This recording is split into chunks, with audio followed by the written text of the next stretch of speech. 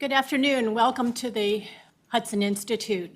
I'm Nina Shea, and I direct the Center for Religion here at the Hudson Institute. Summer in China evokes dark memories of past Chinese Communist Party crackdowns, and this July 20th marks the 25th anniversary of the start of the crackdown on Falun Gong, the Chinese spiritual group that by Beijing's count had 70 to 100 million practitioners in 1999. President Jiang Zemin ordered Falun Gong to be eliminated, set up a bureaucratic infrastructure to ruthlessly carry this out, and eventually officially demonized it as an evil cult. Hundreds of thousands of practitioners were arrested and sent to labor camps. Falun Gong practitioners comprised between a third to a half of the labor camp population, according to the State Department. Some were tortured to death with cattle prods, merciless beatings, and other methods. Many were disappeared, and substantial evidence indicates that they were murdered under an acknowledged government policy of forcibly harvesting prisoners' organs for transplant. Others were subjected to coerced re-education during so-called transformation sessions. Thousands of practitioners are reported now imprisoned for their beliefs, and hundreds continue to die in custody in recent years. Bitter Winter magazine documented two Falun Gong practitioners who died in one women's prison alone this year. So why should Americans care about what the government of China has done over the past quarter of a century to Falun Gong? Well, there are lessons to be learned from the Falun Gong example, and I will cite a few to begin with. First, Falun Gong's persecution exposes the real character of the Chinese communist regime. This is especially important as Beijing aims to replace the US-led world order with the authoritarian communist, Chinese communist model, which it claims is superior. The Falun Gong crackdown began in 1999, supposedly during a period of moderation under the directive of President Jiang Zemin, described in Reuters when he died in 2022 as a statesman with a diplomatic flair. The goals of the Chinese communist regime as a statesman, with an affable air, the goals of the Chinese communist system haven't changed much since Mao. It still uses coercive power to preserve party control while hiding the horrifying effects of this power. It is important to us who have the freedom to publicize the monstrous human toll of the Chinese communist system so that the West stops empowering it. It is in our own urgent national security interest to do so. It is also important to discredit the Chinese communist system to the Chinese people on moral, not only economic grounds. This can lead to political change, as we saw in the Soviet bloc. Systematic cover-up has been the hallmark of the CCP, no matter how catastrophic and far-reaching it has been. Ian Johnson, a Pulitzer Prize winner for the Wall Street Journal, in his coverage of Falun Gong persecution, and an author of a new book on China called Sparks, finds China obsessed with controlling history on behalf of its goal to create, quote, a population that has internalized the party's view. Indoctrination and coercion, a dissident historian told Johnson, leaves most Chinese unaware of the regime's endless cycles of violence and knowing only what they personally experienced.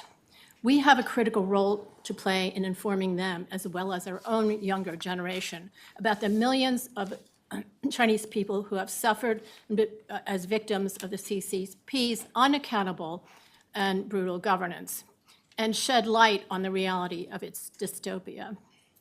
2, forced organ harvesting was an early and clear example of the CCP's dual-use strategy, seen later in AI, the gain-of-function scientific research, and so many other areas, which the West has supported.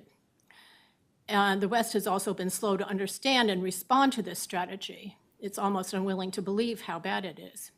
In forced organ harvesting, the government pioneered its now common practice of supporting certain areas of the private sector, which happened to directly strengthen the CCP. Beijing developed a multi-billion-dollar transplant industry in Falun Gong's case, now the world's second largest, in which human organs benefit patients who are commonly those from the upper ranks of the CCP, and profiting the health sector, many of whose hospitals are military ones. Simultaneously, Beijing is achieving or is working to carry out its political goal, the physical elimination of Falun Gong and its other perceived religious enemies. 3, Falun Gong case demonstrates the effectiveness of the CCP's influence campaign, even here. They censor independent analysis and bombard the Chinese people with disinformation and false propaganda narratives on a daily basis. These campaigns are spreading across its borders. For example, on the issue of forced organ harvesting, China influence campaign succeeded in placing the head of its fake voluntary organ donor list, a CCP Central Committee member named Dr. Wang Zhefu, to be a member of the WHO task force mandated to monitor transplant practices around the world. Needless to say, this task force raised no red flags about forced organ harvesting in China. A peer-reviewed Western medical ethics journal in 2019 concludes that China so-called voluntary donor base was falsified as a result of being manufactured and manipulated from the central levels of the Chinese medical bureaucracy. This is particularly consequential since elite American medical institutions support and train this monstrous medical abuse in China. 4, surveillance has been perfected over the past 25 years on Falun Gong. Even in the United States, Falun Gong is closely watched by CCP spies and also by non-professional, ordinary Chinese who are pressured to watch over and report on Chinese visiting students and expats. Claremont McKenna professor Min-Shin Pei posits in his excellent new book, The Sentinel State, cites the effectiveness of the Chinese surveillance state as the reason why Chinese prosperity did not lead to democracy, but rather to tighter state control. As important as high-tech surveillance is, Pei finds that what matters most is China's vast labor-intensive infrastructure of domestic spying. Some 300,000 Chinese students annually attend American universities, and they are censored, studies show, by informal spies within CCP-linked institutions on campus, such as Confucius Institutes and reportedly the Chinese Students and Scholars Association. Finally, I just want to point out that in China, each religious group is persecuted with different justifications given by the CCP for each one. These justifications have seemed plausible because they were carefully pitched to Western audiences. Uyghur Muslims are allegedly terrorists. Tibetan Buddhists are separatists. Catholics and Protestants are influenced by Western colonizers. The one group so demonized that it is outlawed in its entirety by the CCP is Falun Gong.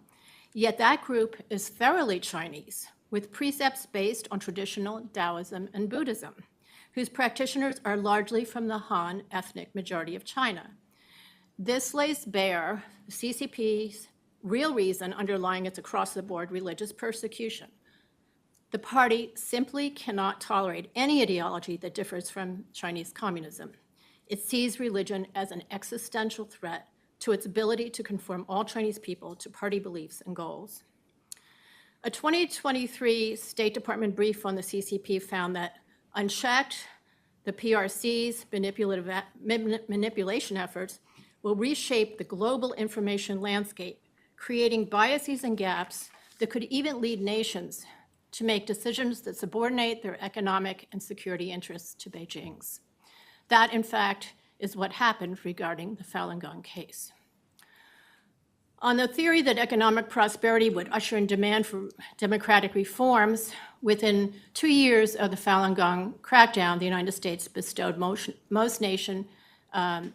favored nation trade status on China and helped it into the World Trade Organization, where it has become rich and powerful while flouting international rules and enabling it to now threaten world stability. The Falun Gong case was an early warning. If we had been taking heed, we would be in a far less dangerous world on this 25th anniversary. But with the conviction that there is still time, I'd like to invite to the podium my cherished colleague, Miles Yu, here at the Hudson Institute, who's also the director of the China Center here, and a professor at the Naval Academy, and a China policy advisor to the former Secretary of State, Mike Pompeo. Miles.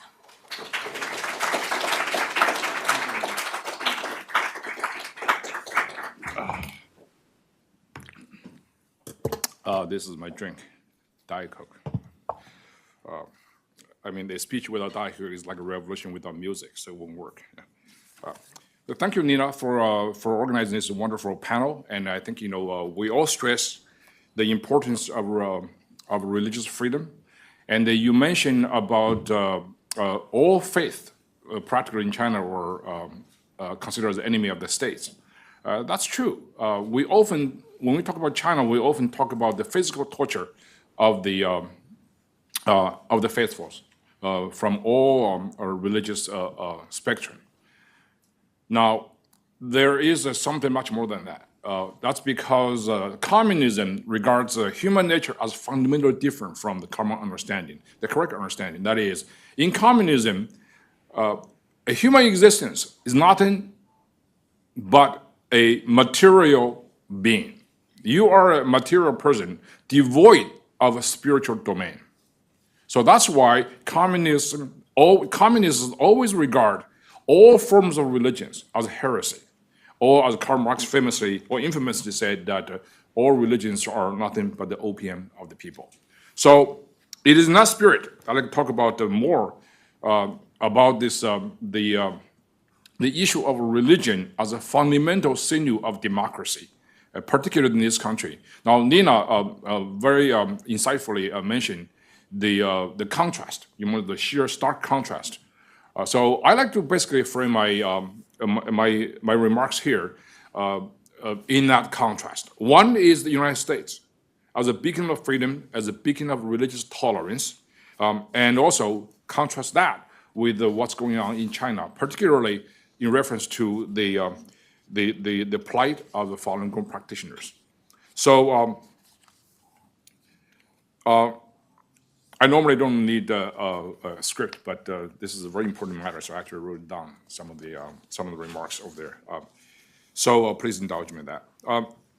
Religious tolerance is the bread and butter of the American freedom, American democracy.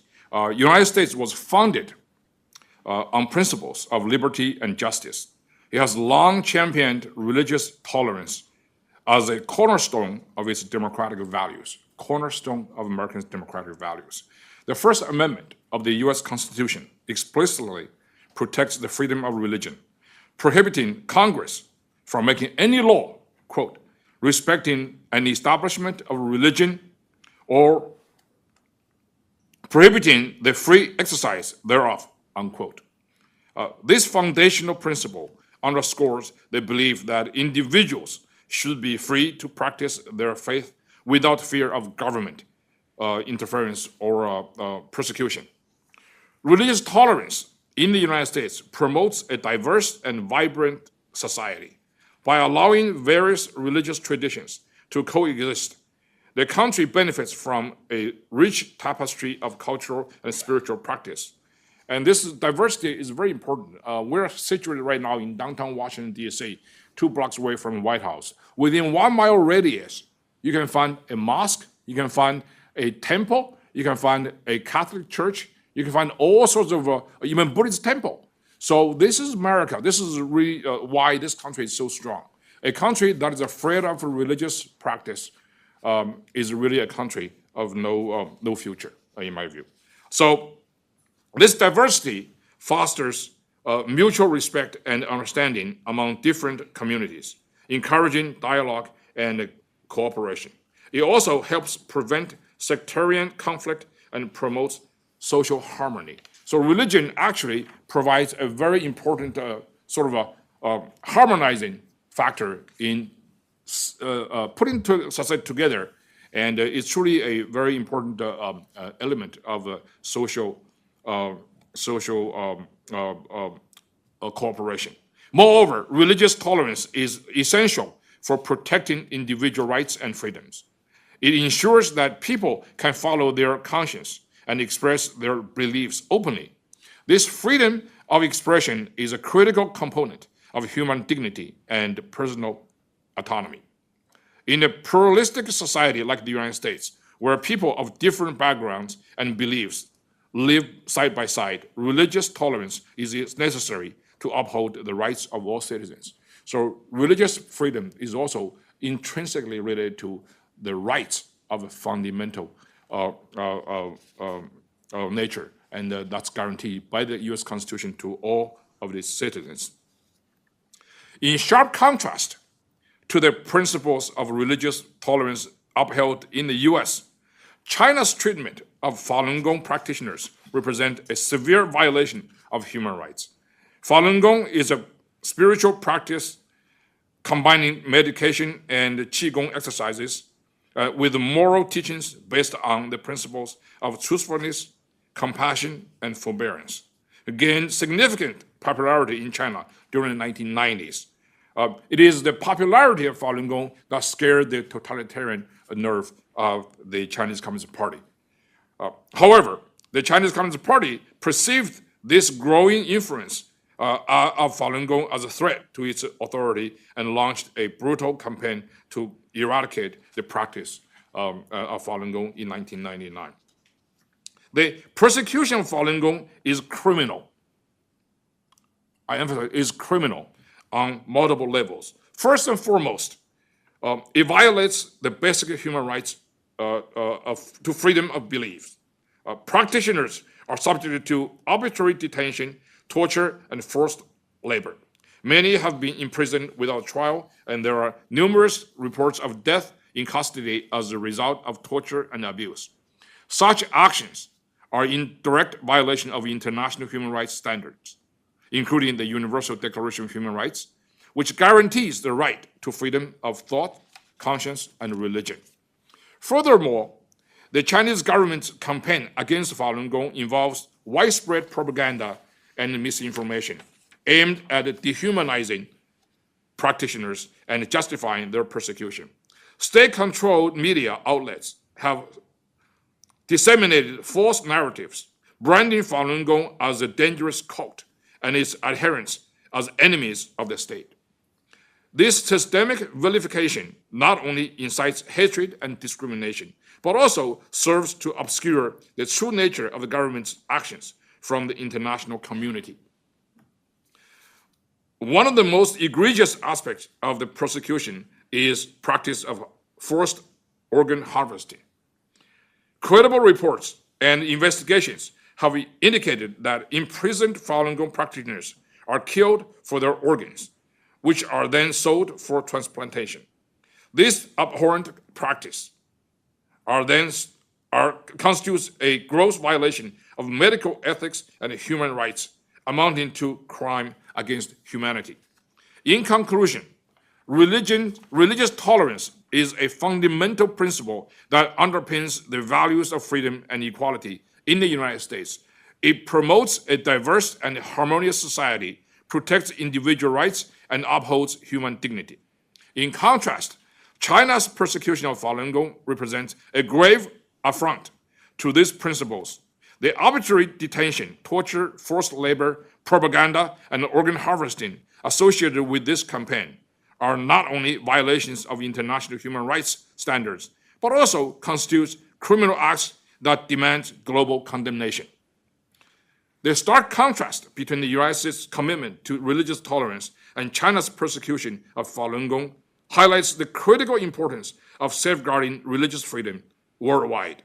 It serves as a reminder that the fight for human rights and dignity is an ongoing struggle that requires vigilance, advocacy, and unwavering commitment to justice. Thank you very much.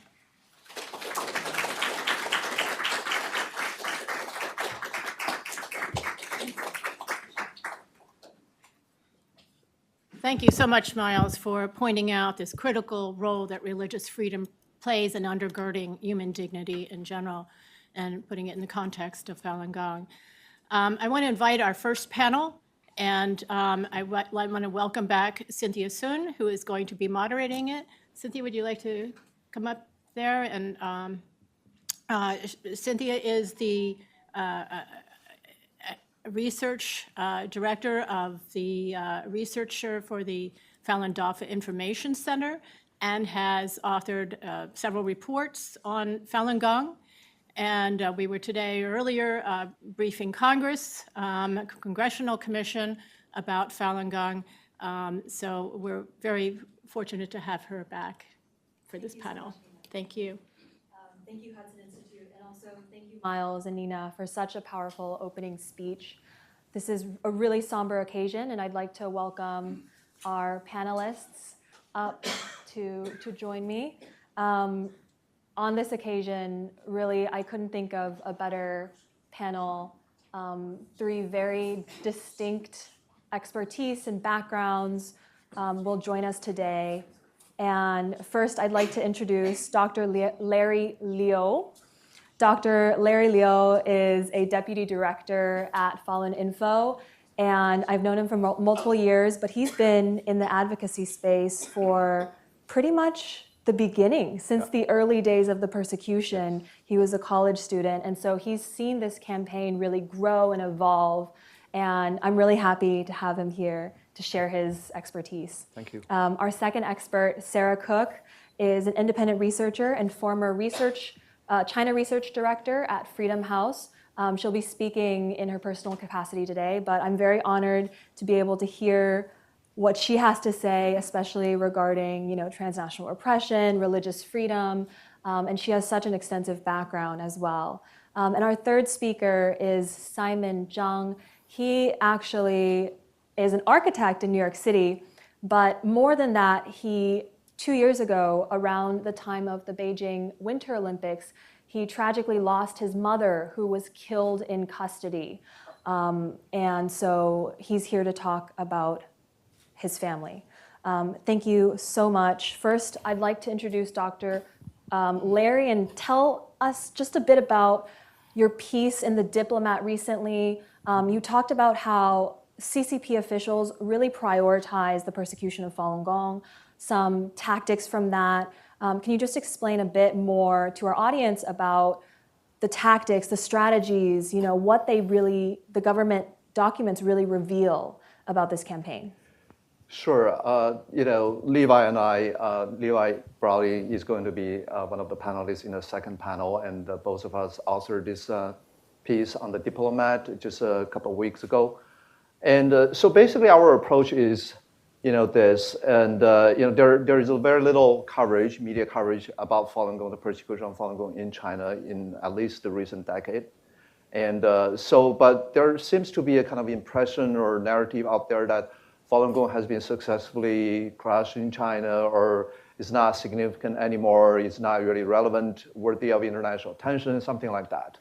But we just took approach, okay, let's look at what Chinese governments say about the persecution of Falun Gong. So we just collected about dozens of internal documents. Some of them are leaked outside of China, CCP's internal document, and some of them are just directives, their work report plans, and some of them are internal, leaked outside, some of them are public online. And so all of them point out to one direction. The Falun Gong has, after 25 years, Falun Gong remains a top target of CCP's so-called maintaining the national political stability. And so I just want to give you one example. In 2020, then Minister of Public Security Zhao Kezhi, and so in his speech, and he said that we're going to use all available legal method and tools to severely crack down on Falun Gong. And then in 2021, there is a press release by the Ministry of Public Security They also place Falun Gong in front of Uyghur and Tibet and other enforcement areas such as anti-corruption or counterterrorism. So it's clear they put Falun Gong center in front in their so-called maintaining national political stability. And also just over the past 2 decades, the CCP has been using a very whole society approach to crack down on Falun Gong. And just want to give you one example. Last year, Chinese regime started online. Well, actually, it's through WeChat. Every Chinese has WeChat on their cell phone, and so started interactive online petition in WeChat. It's an anti-Falun Gong kind of petition. Basically, there's a QR code. If you click on that, and then it will lead you to a website. A government-affiliated organization basically in charge of anti-Falun Gong campaign.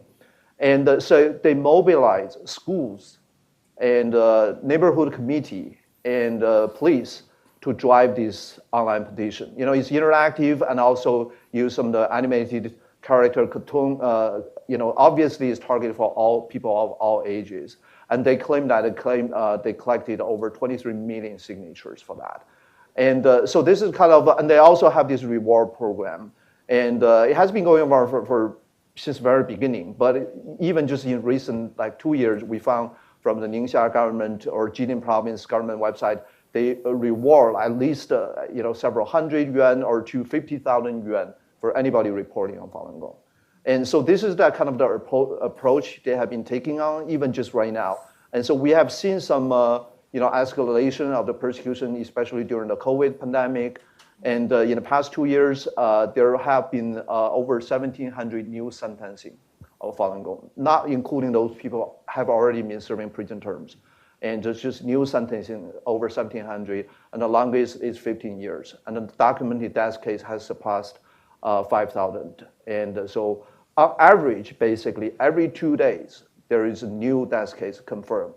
Falun Gong practitioner died from persecution. Every 2 days, there's a new case. And so certainly we'll hear more from Simon about her mother's case. Yeah. Thank you so much. And it's clear from what you're saying about the government websites and all of these work reports that this regime is prioritizing Falun Gong through all of these campaigns. I wanted to turn to Sarah. So I just want to add one thing. Yeah, go ahead. So basically what they said, it just proved that their claim of eradicating Falun Gong or their plan to wipe out Falun Gong just categorically failed after 25 years. Yeah, that's what we learned from what they say internally. That's a good point because obviously, as we know, the Chinese Communist Party, there are cracks in this crackdown. And so for the fact that they're willing to spend so much money and legalize their entire security apparatus and use all of these methods to continue to persecute Falun Gong does mean that after 25 years, Falun Gong still is surviving and thriving in China. So I wanted to turn to Sarah about this campaign because in 2017, you issued a report with Freedom House on religious freedom, covering multiple faith groups, including Falun Gong. What do you think is, I guess, a kind of underappreciated aspect of this campaign that maybe most people won't be aware of? Can you share that with us? Sure, and thank you, Hudson, for hosting this, and I'm really honored to be part of this conversation. So I think one of the very fundamental things is underappreciated is just how large scale and widespread the persecution of Falun Gong is in China today. And I've also done a little bit of what Larry was talking about, of going through Chinese government websites. And if you see it, it just pops up again and again throughout the country. And I think that's a distinction that also has policy implications, that this isn't something that's happening. I think we see persecution of Uyghurs or Tibetans happens in other parts of China, but it's obviously particularly geographically concentrated. The persecution of Falun Gong practitioners is everywhere, especially in northeastern China, but it's in Beijing, it's in Shanghai. Simon will talk about his mother's case, it's in Inner Mongolia, right? And that has all kinds of implications when we think about just the rule of law and governance in China today. Because the way the persecution works, when they go and they arrest somebody who's known for being a Falun Gong practitioner, and they ransack their house, there isn't any kind of thing like due process. They take them to a court. Then there's a party committee behind the scenes that's telling the judge, you have to sentence this person to 5, 10, 1.5 years in prison. simply for gathering to read religious texts or for sharing information. And for the report that Cynthia mentioned, we were able to obtain court verdicts, because back then the Chinese internet was even a little bit more open than it was today. And we managed to download something like hundreds and hundreds of verdicts for this one particular part of the criminal code that's used to sentence Falun Gong practitioners and other banned religious groups. And just in a span of 2.5 years, we counted over 900 cases of Falun Gong practitioners being sentenced to more than 12 years in prison. And when you go through those, you really see this massive apparatus, because you see that they're catching people because they distributed some kind of leaflet on a bus and now a surveillance camera found them, or because a neighbor reported them, or because they were caught at home, or because there was something on their computer or on their laptop. And then the other thing you find is that a lot of people are being sentenced actually because they're exercising their right to freedom of expression as much as they're exercising their right to freedom of religion.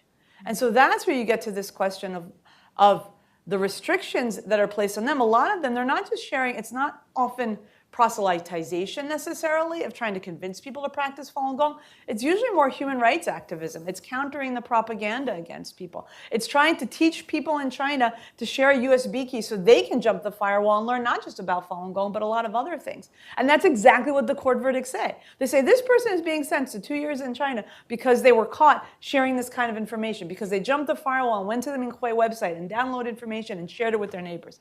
That's what people who practice Falun Gong in China are being sentenced to prison for. And I think the issue that raises for a society like China's, if that kind of behavior is criminalized throughout the country, so what are the real rule of law implications of that? And one of the things we see then is another, I think, underappreciated element, which is what the CCP does to Falun Gong doesn't stay targeting Falun Gong practitioners. As Nina mentioned earlier, there's the surveillance dimension that's refined. There's this whole concept of what's called, quote, transformation. And that's what the CCP is trying to do. It's trying to, quote, transform, which basically means trying to force people who practice Falun Gong or some other religion, especially with Falun Gong, to change their beliefs, to say they're not going to practice this and instead pledge allegiance to the Chinese Communist Party. And it's a brutal process. And what happens then is they have this whole method of innovating and refining, because the regime is a very adaptive authoritarian regime. And then those lessons learned, they get translated into other communities. So, a few years ago when the intensified persecution of Uyghurs first started coming up, I was actually on a panel here at the Hudson Institute, and one of the other speakers talked about the word transformation coming up. And I just had shivers go down my spine, because I knew what this meant for Falun Gong practitioners, the brutality, the horror of it. And now here it's going to be imposed on Uyghur Muslims, and that's exactly what we've seen. And it's not accidental, because the way the Chinese regime's authoritarian system works is people get promoted for doing that. And so one piece of research that I had done that was published a couple of years ago was tracing the careers of a few officials from Anhui province, or I think one was from Hubei province, who basically worked their way up. If you look back at the early years of the campaign against Falun Gong, they were at the forefront of what was happening to people there. They got promoted, and now, lo and behold, they're involved in persecuting Uyghurs and persecuting Tibetans. And so I think that's this other underappreciated dimension in terms of really looking at the significance in terms of what the CCP has done to Falun Gong over the last 25 years, and the way they've really honed this whole apparatus of repression, and the way it undermines freedom, not for Falun Gong practitioners and their families, certainly, like Simon, I think, will speak about, but on a much, much wider scale than that. Thank you, Sarah, for providing that context. And so now we've heard from Larry, who provided, obviously, the prioritization, the statistics, and Sarah with all of these aspects of the campaign. But for Simon, it's not just a statistic for you. All of these numbers really represent a Falun Gong practitioner, a family separated, and your mother who was killed tragically. So can you just share with the audience a bit about your family, about your mother? Thank you. Sure, yeah, thank you for having me here. What my mom experienced is a very good example of what Larry mentioned and summarized as what a typical Falun Gong practitioner who refused to give up her faith will face during the process of the persecution since 1999. So she was sentenced to forced labor camp in 2001, only less than 2 years after the persecution began. And she was there, almost died there because of torture. The guards in the forced labor camp tortured her using electric batons for 2 hours straight, and she lost her conscious, had involuntary urination, and her face was burned. Like 10 years after that incident, she showed me the scar on her neck. It was still clearly there. And before 2008 Beijing Summer Olympics, she was brought to forced labor camp again. And again, she almost died there. In both cases, she was very severely tortured, maltreated, humiliated, and almost died there before my father was allowed to bring her home, because the guards in the forced labor camp does not want to carry the responsibility of her death. And the last one was before the Beijing Winter Olympics, about 2 years ago in March. She was, my parents' apartment was ransacked, like what Sarah mentioned.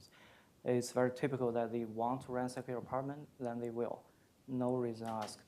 And then they come to find that there are books about Falun Gong in their apartment, and my father even doesn't practice Falun Gong actually. So they brought my mother to the detention center, tortured her, and she went on a hunger strike protesting this arbitrary detention, which is so common, and responded with more torture, forced feeding, and humiliation, etc. So she lost her consciousness, was sent to hospital, then handcuffed to the hospital bed in the last month of her life. And there were also iron fetters on her ankles. The way treated is like treated a very dangerous person, but she's actually almost dying there. And my father was only allowed to see her 1 day before she died. So only took 49 days after she was arrested before, then she died there. And my father was forced to give permission for the cremation because they threatened him using my cousin's government position. Also, they threatened my father using my photos, doing events, joining Falun Gong parades, etc. here, showing him that they know everything, even though I'm in United States. And actually, the moment I sit here, even though I know it's the right thing to do to talk about this publicly and it might be live streamed, but from the shadow left over since 1999, July 20th, I still see the fear I had. I can't forget the moment that when we were doing the exercise in the little park, I was 14 years old, less than 14 actually, and a policeman came to me directly asking, what were you doing? Don't you know that this is banned? Stuff like that. So it left me in the shadow, and what I carried was only a very small portion of what my mom experienced. So that what my mom experienced is a very good example of what Larry and Sarah mentioned. So this is her photo with me, taken back in 2012.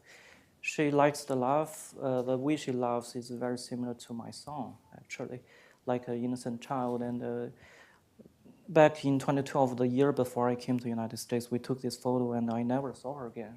Even though she had a strong wish to say that it's true that people can practice Falun Gong freely here, it never came true because her passport application was always declined or rejected by the government for her practicing Falun Gong.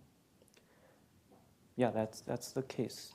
Thank you so much, Simon, for telling such a tragic and such a deserving story that I think your mom would be proud of. Thank you. You touched briefly about the fact that even in China, even though you're in America, the police, the authorities in China are still using your advocacy here, like they're holding you hostage.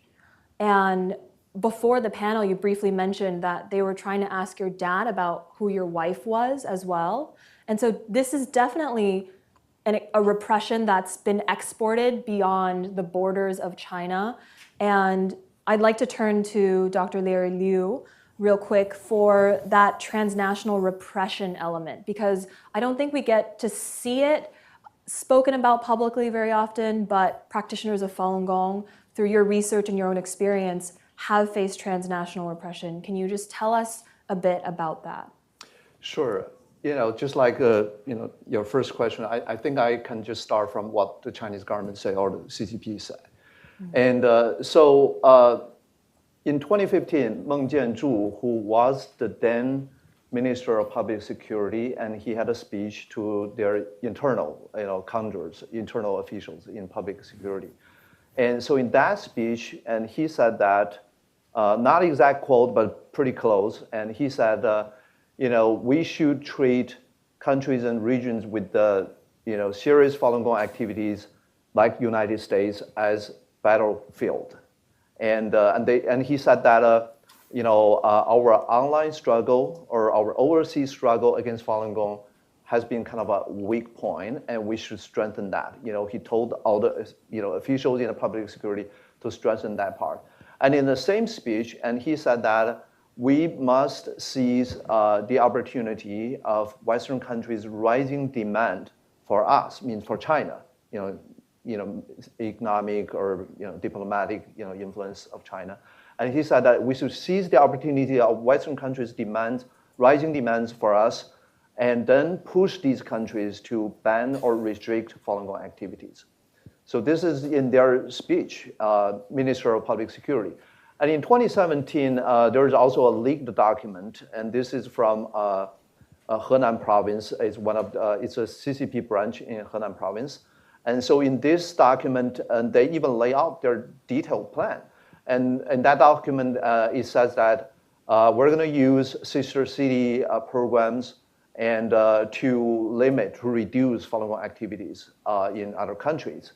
And also they said that we should strive to cultivate non-governmental sources such as journalists, experts, and community leaders to speak for us, speak for CCP. And also strive to make foreign media to report favorably on us on Falun Gong issue. And so this is in our playbook.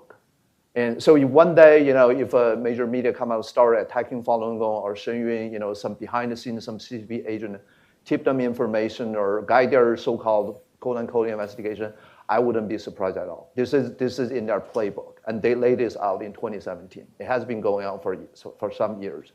And so, over the past 25 years, transnational repression targeting Falun Gong has been, I would say, evolving. Because early on, and it has been pretty public, pretty violent. They violently attacked Falun Gong practitioners who had a peaceful appeal or protest in front of Chinese embassy or consulate. And I remember, in 2008, the then Chinese consul general in New York, he was even caught on tape for instigating some of the mobs attacking Falun Gong pretty violently on the street of Flushing, Queens, New York. New York Post reported that. And and in 2006, they broke into Dr. Peter Yuanli's home in Atlanta, beat him almost to death, and took all his computer hard drive away. And Dr. Peter Yuanli was one of the lead computer scientists who developed those internet tools to circumvent the internet blockade in China. So those are some of the significant cases in earlier years. But in recent years, we have seen their transnational repression become more sophisticated. They learn how to use American system and using Americans to do their bidding. And so in recent years, we have seen some of the social media influencer, TikTok influencer, and they started to come out attacking Falun Gong, attacking Shenyun. Like 2 years ago, we just see a few social media, TikTok influencers, they just come out within just 2 or 3 weeks. Several accounts come out, all attacking Shenyun. It looks very coordinated. And so things like this is just becoming more sophisticated.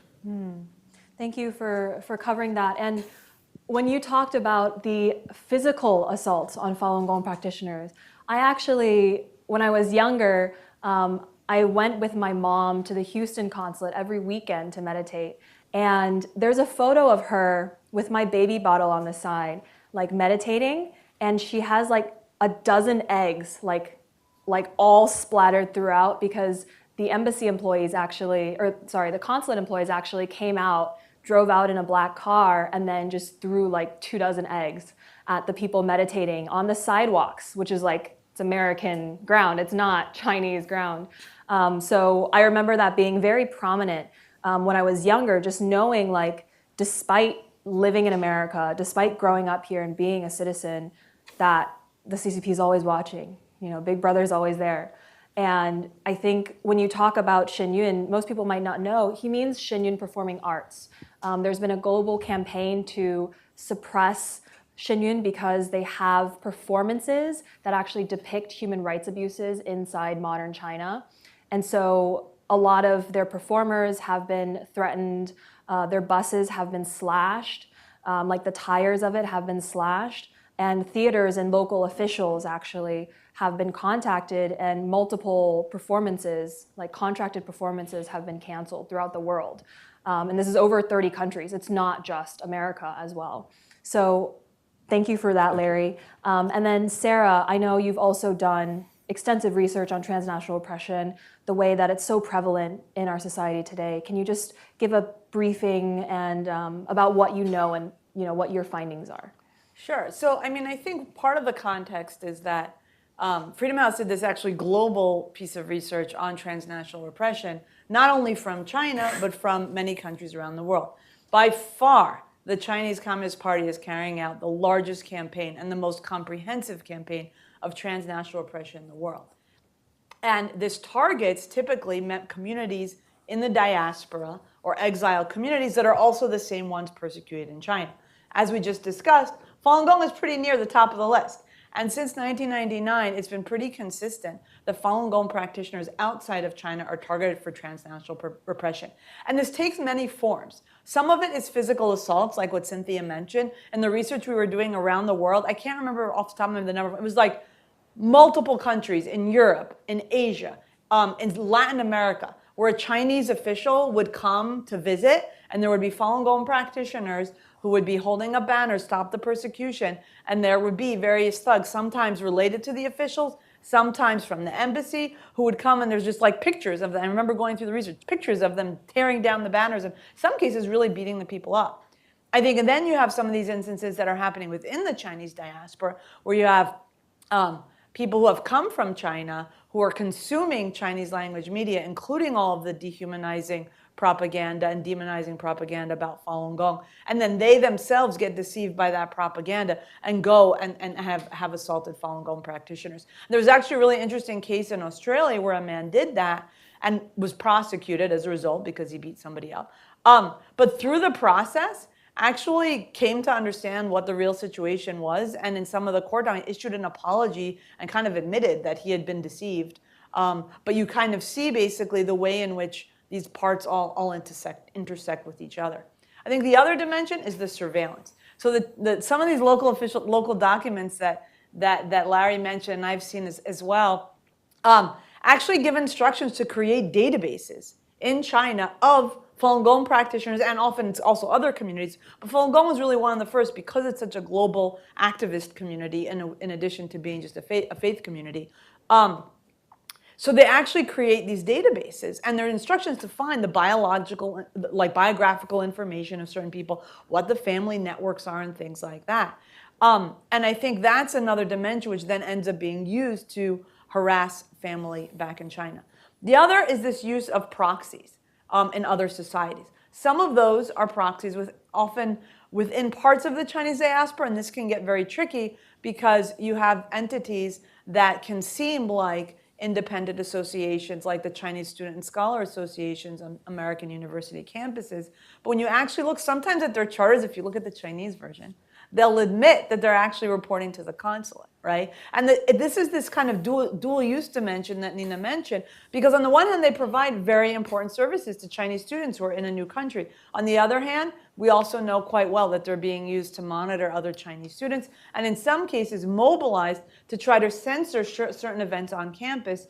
Sometimes it's about Hong Kong, sometimes it's about the Uyghurs, sometimes it's about Falun Gong, or something that a Falun Gong organization is hosting that's actually about Confucius Institutes, and there have been incidents like that. So I think that gets to this other element where you start to get these levels of sophistication. And then there's the pressure on local officials. One of the differences now compared to even 25 years ago, the Chinese Communist Party has a lot more money now, and a lot more economic leverage, and it does not hesitate to use that to call, especially at the subnational level, but not only, and even in other countries, not only in the United States, to use that to say, look, we're not going to give this economically, or just vaguely, this, if you do this, it's going to harm, bilateral relations. Wink, wink, that money that you're expecting us to give you isn't going to come through. If, for example, you pass this resolution on the persecution of Falun Gong, or you meet with these particular people, or you, or you have a Shenyun performance, or you grant a license. There was a case in Malaysia, grant a license to a certain newspaper that people were starting there that would be critical of the Chinese Communist Party. So you have these multiple layers, and sometimes it can be very difficult to detect. But essentially, it's a whole other part and an extension of the repressive apparatus we see in China that does extend around the world. And a lot of times it's some of those same agencies. So it'll be the Public Security Bureau, especially at the provincial level. They sometimes get assigned to certain people or certain communities outside of China, and that's who's you're getting the phone call outside of China from the Public Security Bureau back in China. Sometimes it's the Ministry of State Security. Sometimes in the Falun Gong case, it was for a long time the 610 Office, which is extra legal security agency created to persecute Falun Gong in China, but then that ended up with outposts in embassies around the world. So I think that's where you really see that intersection again between what's happening in China and the way it extends internationally. Yeah, I think the Chinese Communist Party probably can't even keep count of the topics that it's sensitive about. Thank you for that, Sarah. And Simon, to wrap up this section, I know you've been working in New York City as an architect for quite a long time. You're living with your wife. Even after the death of your mother, which obviously you couldn't go back to China to hold a proper funeral for her, have you experienced any of what Larry and Sarah have talked about in regards to transnational repression and any sort of intimidation, even in America? Yeah, I have a few examples relevant to my personal experience. So I came here in 2013 to the University of Minnesota for a master's degree, and after coming here, I found that it is true that you can practice Falun Gong freely without going into prison. So I joined the local Falun Gong club, and I started to practice and promote Falun Gong materials in the student union, like 2 months after I came here. Before I showed up in the student union, I made quite a few Chinese friends. And we go out together, we talk, we chat, and our apartment will close. Like a couple of days after I started the activity in the student union, all of them disappeared. And you can no longer make phone calls with them. I believe that a typical Chinese student, even though supposedly, since they come here for education, they're well educated, but they are so well trained to identify that these people is dangerous, even though they know it might not be true because it's from the textbook, but they know that if they get in touch with this person, they have trouble potentially from China. And that's how they all disappeared. And before I came, an advisor of the Falun Gong Club in University of Minnesota, her photo showed up in the Chinese embassy, the Chinese consulate in Chicago, which is covering Minnesota, telling people that this is a dangerous woman, stay away from him.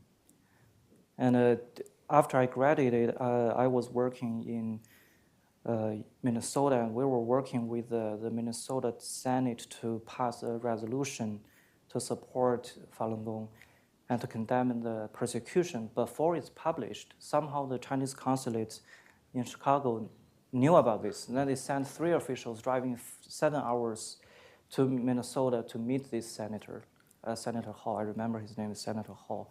But that senator was not knowing much about the relationship with China, so he published on his website saying, I received 3 friends from Chinese consulate talking about the resolution. That's how we know that Chinese officials went there. So sometimes they secretly do stuff like that in order to undermine our effort. I think that contributes to the transnational repression. And also talking about the database, actually long before what people experience right now, that database is everywhere. When I was in China, it's not safe to use ID card to travel in China if you are documented in public security system as a Falun Gong practitioner. When you try to buy a ticket from the train, or when you try to buy a train ticket or air ticket, you place your card onto that machine and it pops out your information immediately. And if you are identified as a red flag, you will be rejected. So before we took this photo, when we were traveling, when I was traveling with my mom actually used her sister's ID card to buy the ticket. They look so similar, then that's how we got the ticket. Unless she cannot buy the ticket, she could not travel. So that's long before that people commonly know that database is working. That's back in 2012. Right. Thank you so much, Simon.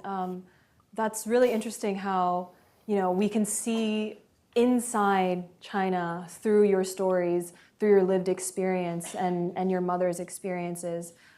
Maybe we'll switch around the order and I'll go to Sarah first this time.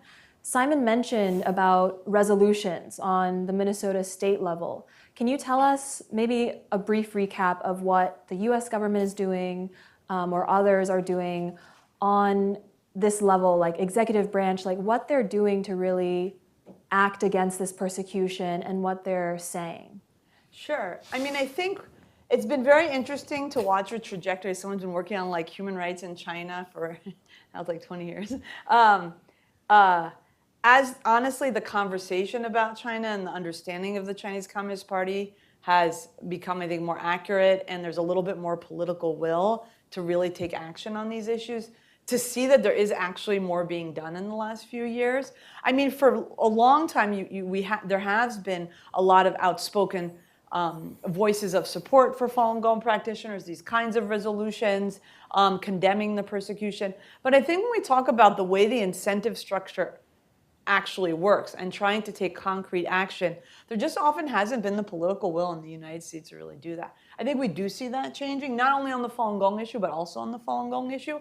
One thing are sanctions. So under the Trump administration, there was one Chinese official sanctioned for persecuting Falun Gong. There have been 2 more under the Biden administration. Again, like groups like Freedom House and others, we were calling this for years. You got to sanction the Chinese officials, because one of the things that's also underappreciated is that there are cracks in the crackdown.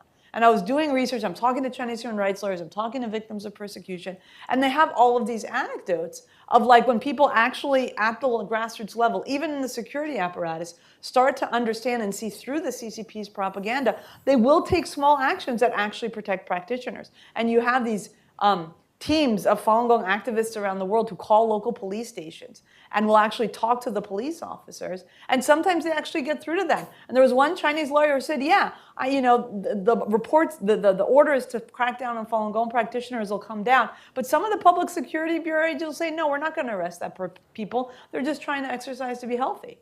And some of those calls those same teams will call and say, do you know that the US government just sanctioned this Chinese official? And apparently there's some anecdotes about that really having this ripple effect where the people in the security apparatus can start to see, oh, there isn't complete impunity.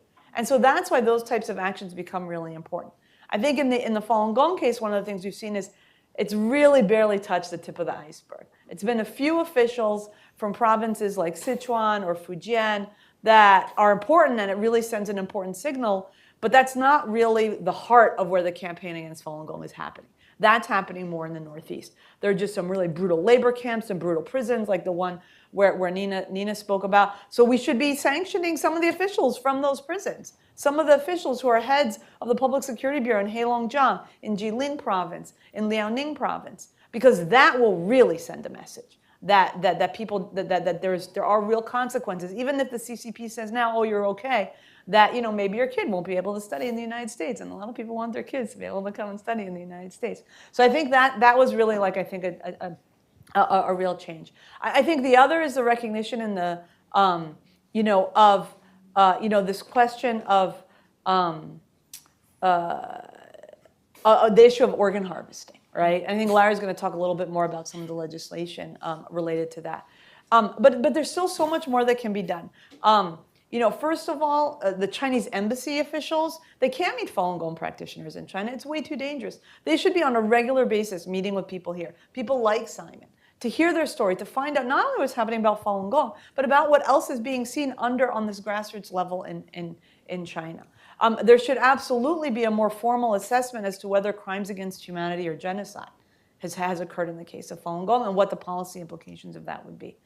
And there's been a lot of movement on the Uyghur issue and forced labor, and that's been really, really necessary and important.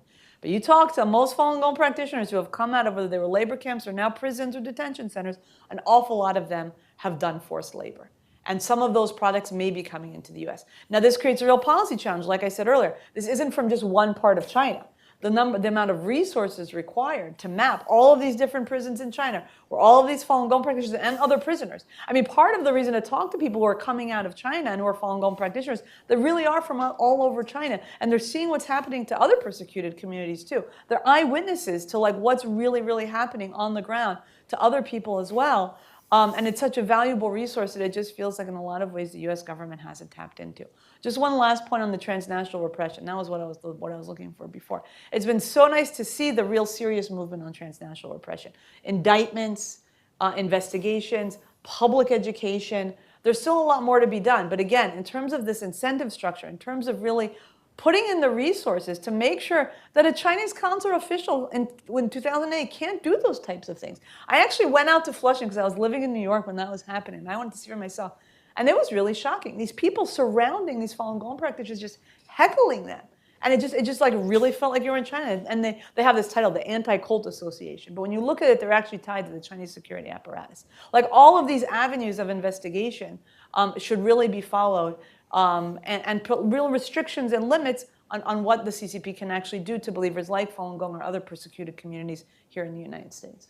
Thank you so much, Sarah. I really appreciate all of your really detailed policy recommendations. And I think from our congressional briefing this morning, Scott Flipsy would like me to say that if any US officials or anybody who is about to go to China to meet provincial officials would like to meet a Falun Gong practitioner or have the name of someone in that province currently detained or sentenced for their faith, the CCC has an incredible prisoner database online available, and they list it by province, by city, by township, and even sometimes they list the details of like their birthday, why they were detained, and even sometimes the police officer names that are involved. And the facility where they're detained too, which is really important. Exactly. So that's also something that I definitely recommend on his behalf.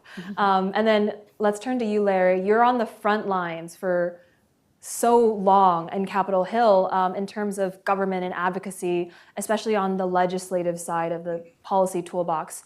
Can you just explain briefly about these recent legislations that we've seen coming out? I heard there were landmark decisions. Can you explain briefly about that? Sure.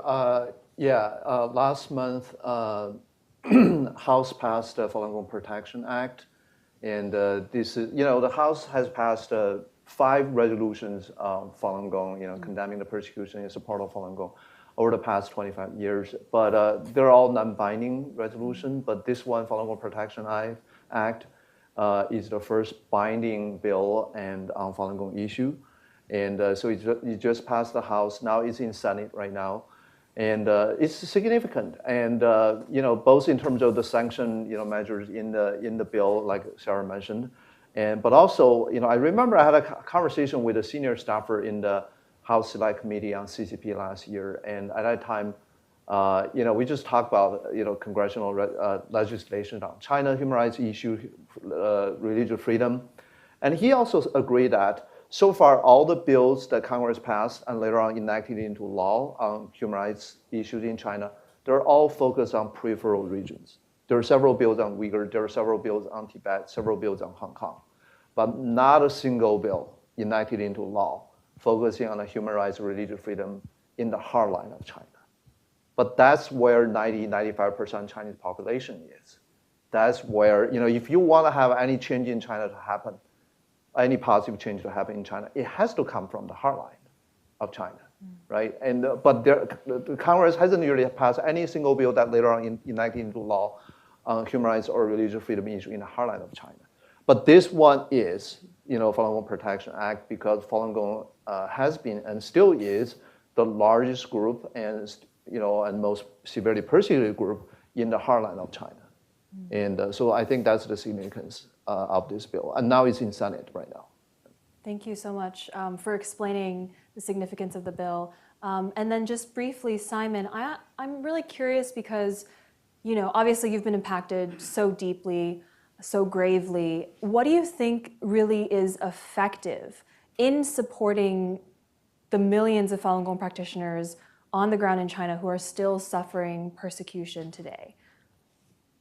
I think many things, let me start from many things that are effective.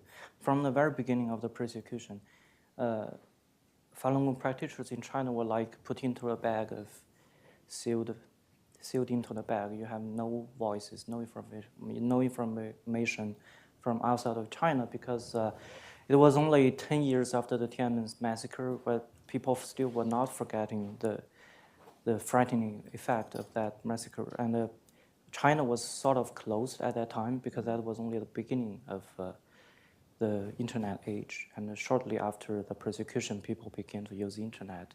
And one thing that was very much effective is to climb over the firewall because that was blocking people from getting information.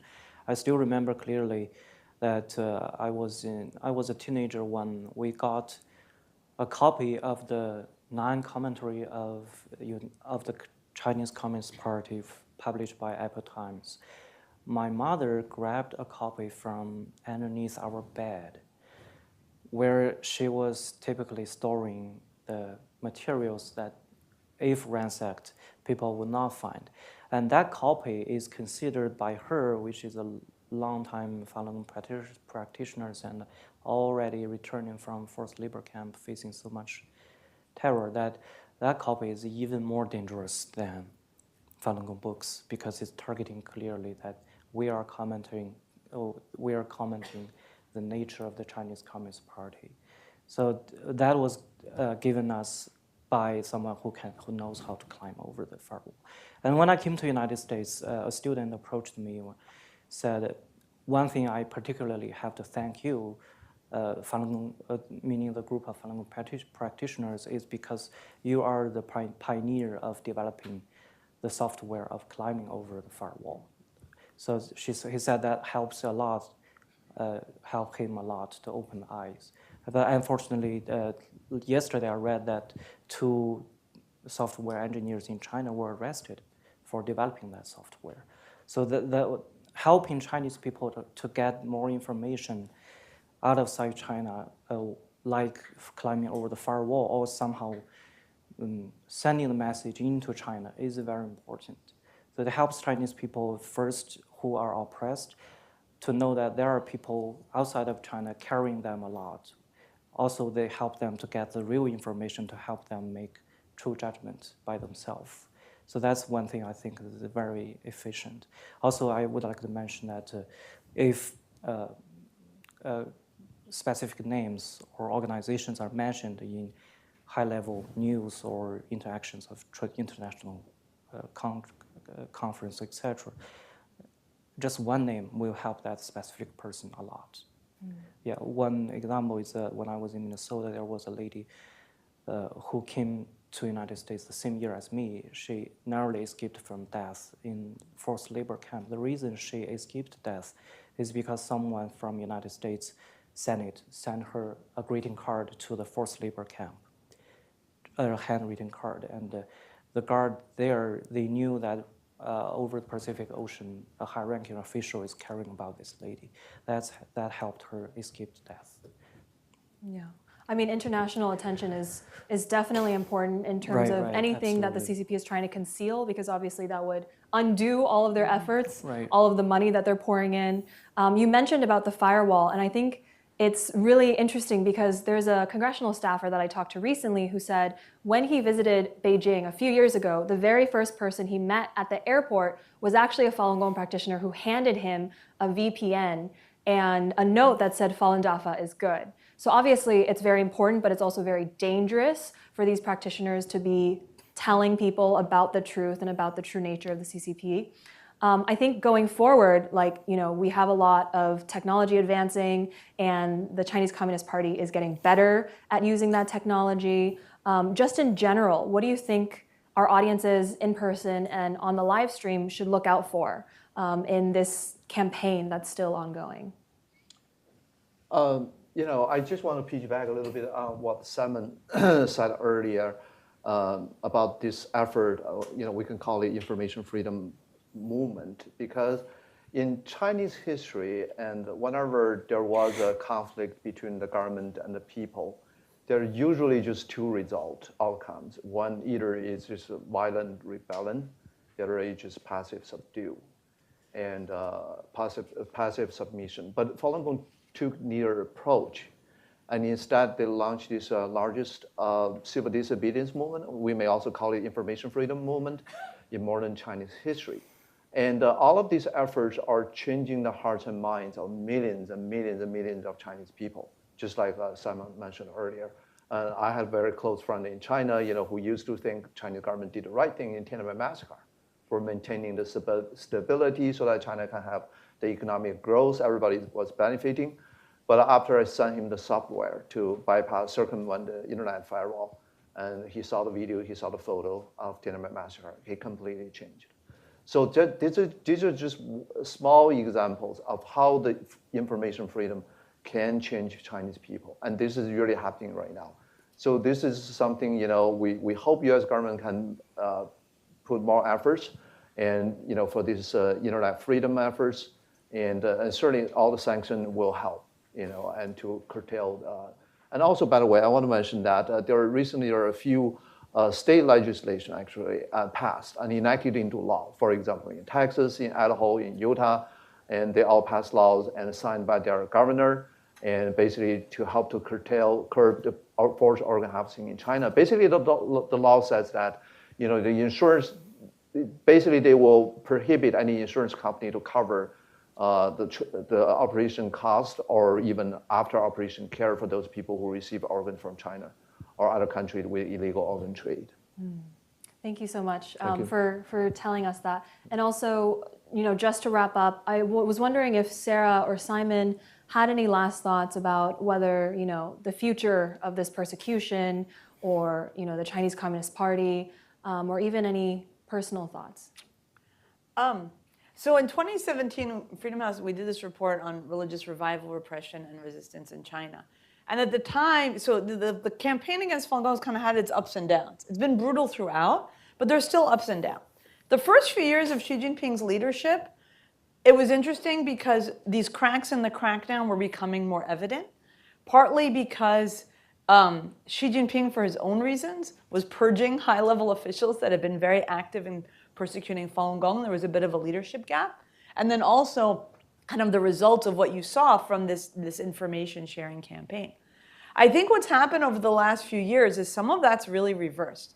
And you see a much deeper focus by the security apparatus and prioritization, again, of Falun Gong as a target. And some of that may be because actually during COVID-19, there were Falun Gong practitioners sharing information about what was happening, completely unrelated to persecution of Falun Gong. I don't know if those of you remember, but there was a fellow named Fang Bin. He had taken some of the first videos in Wuhan of the people who had died because of COVID. Turns out he was a Falun Gong practitioner. He actually later ended up getting sentenced to 3 years in prison. I discovered this like years later. There's another woman, Xu Nao, whose husband had been killed around the Beijing Olympics. She was in Beijing, and she'd been sentenced multiple times and sent information overseas about what conditions were during the lockdown period. And maybe that's what, so I think there's this element of the regime now refocusing its attention on Falun Gong. So I anticipate that we kind of start to see, again, just more of these sophisticated tactics, whether it's inside China or outside of China. I think in the long term, though, because I like to always end on an optimistic note, it's pretty amazing. Like 25 years ago, Jiang Zemin thought he was going to wipe out Falun Gong in like 3 months. Here we are 25 years ago, and there are these horrific, human stories of people. There's been a horrific human toll, not only for Falun Gong practitioners and their families, but more broadly. But yet Falun Gong survives. And I think there's going to be a day in China when China is freer. And when you see that not only Falun Gong practitioners, but others are really able to Miles left, but realize this vision that Miles laid out of how important freedom of belief and thought is. And I think the resilience is just really inspiring in the face of the brutality. So I like to end on a bit of an optimistic note there. Yeah, I would like to see that. Let me share with you what I learned from a well-known Chinese political commentator. He said to understand communist regime, you should use criminal psychology. Don't understand them as a normal government. So I wouldn't say that Falun Gong will be continue to prospering because of the mercy or the communist regime changed or be easier on the persecution. They will still continue the persecution because they killed too many people. Their history of persecution is too long to release themselves from the past history. But because, like what we often see, that truthfulness, compassion, forbearance is, once it's planted into people's heart, it will never be removed. I think more and more people will be calling for the freedom of Chinese religious freedom. Can I Of course. add just a few quick. words? I just want to mention a quote from a 2019 book by sociologist Andrew Junker. The book title is Becoming Activists in Global China. It was published by Cambridge University Press. And so the book premise was comparing Falun Gong with the activism of Falun Gong with the pro-democracy activists and why Falun Gong's activism is more effective, more impactful. And, but also he explained in the book that there is a kind of a blindness in both the scholar community and kind of a media is because of the retaliation from CCP and their self-censorship by scholar and media because of fearing of losing access to China. They don't really report or study Falun Gong. But also at the same time, there is a secular bias there. So he said a combined result is kind of a blindness. I would like to mention this quote, and it's very impressive to me and to read this metaphor. He said this, as we try to stand outside the historical episode of Falun Gong and peer in, it is as if one of our eyes has been poked out by the CCP, and then we cover the other eye with our own hand. So the result is kind of a blindness. So that's why I'm so grateful for Hudson Institute and for Director Nina Xie to hold this panel, because without this information, this panel like this, you're missing a very important puzzle to understand today's China. And because you don't really see that on the media much, or even among China scholars. But this is a very crucial puzzle in understanding the current China and the future of China. So I'm very grateful for Hudson Institute to hold this panel. And you'll have to come to Hudson Institute for information and panels like this.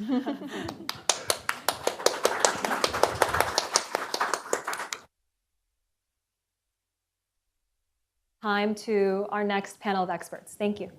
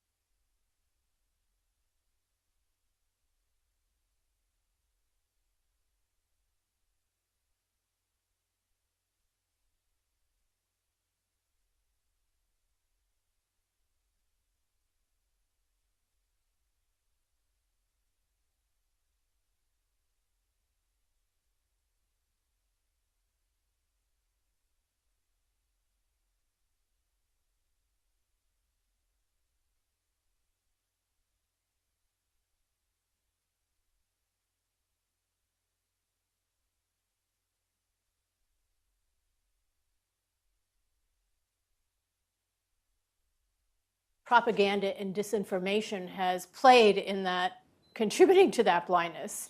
That is the propaganda by the Chinese Communist Party and the disinformation.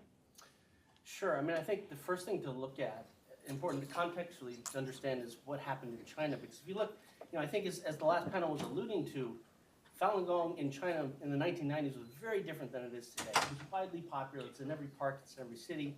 And so if you look at even the Chinese state-run press as late as October, November of 1998, early 1999, February, they're talking about Falun Gong. They're praising it as something that's bringing good health to the people. They're even praising it for its ethics and sort of what it's doing for civil society. Premier Zhu Rongji, who's essentially the second in charge of the country at that time, told the U.S. News and World Report, I think in February of '99, that this is something that Zhu Rongji is very happy about. So there's this very celebratory, a real recognition of Falun Gong's contribution to health, civil society, things of that nature. So if you fast forward probably just 2.5 years. It was completely legal at that time. Completely legal. I mean, you started to see as early as 1996, it is a little bit nuanced. You do see a little bit of cracks, and some individuals within the CCP are starting to sort of poke at Falun Gong. But by and large, state-run media, most of the voices are talking about how are very much embracing the practice, and it's very popular, everywhere in China. Then the persecution happens in July of '99. Fast forward another 1.5 years, and by then, the narrative of Falun Gong has become the opposite. They've started to put out this label of evil religion. Oh, is that better? Okay. They've started to put out this label of evil religion. And then they start this tactic, which I think we'll talk about here, and how they go after a group is they go after the strengths. So, for example, with Falun Gong is widely known as its good health and bringing sort of harmony to the body and just sort of all the things it was doing there. So they would go after it and say, oh, people with Falun Gong, they don't take medicine and they're all dying. And so they're going after the strengths, and this is very much a strategy that they use, and we'll look at this on how they've done that here in the United States. And so in just a span of 3 years, the pride of a nation became pariah, or public enemy number one. And the problem, if we shift our focus to the United States, is at that time, I mean, honestly, even with the Western press in Beijing, in July of 1999, they had no idea what was going on. They did not know what Falun Gong was. Is it a region? Is it a person? I mean, they were just flailing. And so it was a big void. And here in the United States, for months, really, or even the first year, into that void came the CCP propaganda. So the first media articles we were reading in July, August of that year were, oh, this group Falun Gong, the Chinese government calls it a cult, da-da-da-da-da, and that was the narrative. And I think that foundation never really dissipated, even as the knowledge about Falun Gong has grown overseas. And so that kind of shaped, unfortunately, a very false narrative of Falun Gong here in the West. Yeah, I remember that, and there was a sort of distancing by Americans here from Falun Gong, thinking, well, there must be something wrong, Yeah. And this was happening almost coterminous with accepting China into our trade system, Yes. both here and globally through the World Trade Organization. And so everybody was primed to celebrate China's opening up to the West. And when they said that there was an evil cult out there, people, backed off. And that's a really good point, because I think it was also convenient, because it spoils the whole WTO That's right. party. That there's something going on. There's a horrific persecution. Is there something, oh, they're a cult? Oh, there's something, oh, okay, we don't need to really let that concern ourselves with what we're about to do. Right, and there was some wariness. I remember reading President Reagan's speech in Shanghai around that time, and he expressed some wariness, some hope, but he was always optimistic as a president, but there was some wariness there. But so there was some doubt in people's mind that this wasn't going to go well. But if they had only, my view is that if they only really closely looked at what the Falun Gong practitioners, survivors were saying, we should never have done that. Yeah. We should never have opened the door like that. But Ying Chen, a native Chinese speaker. How has these campaigns, these disinformation, these smear campaigns against Falun Gong affected or impacted Chinese language speakers?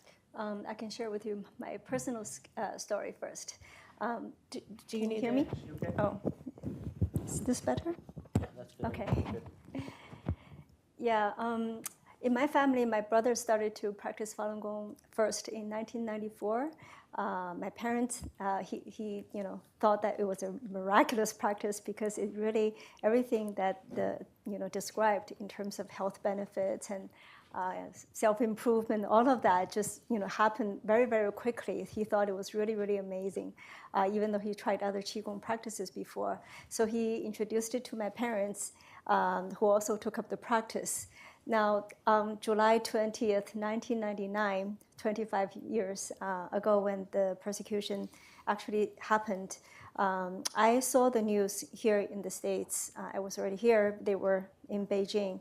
I saw the news online that all of a sudden, all across China, Falun Gong, people who practice Falun Gong were being taken into custody. So I called my parents immediately. And my mom answered the phone and said, "Oh, that must be why your brother isn't home yet." It turned out he went to the park as he did every morning, early morning, to the park to do the exercises. But on his way home, he was taken to the local police station and questioned for a whole day without letting him go to work and even tell anybody else what was happening. And that actually happened multiple times after that day, because they considered him some kind of leader, even though he was just a volunteer, person at the park to teach newcomers the exercises. And he was detained for a month just for going to the appeals bureau to make appeals in Beijing on behalf of Falun Gong, just to tell them what Falun Gong really is. And we're innocent, we don't have any of the agenda that the government is claiming. But just for going there without even hearing him, they detained him for a month. So he was punished for making a legal appeal? Yeah, just to go visit that bureau. So outrageous. Yeah, and then my parents, they also practiced it, and they were both members of the Central Philharmonic Orchestra, the most prestigious orchestra in China. And they were, throughout their life, they were very well respected and all that. But despite that, they also personally experienced persecution. I think it was at the end of, it was early 2000.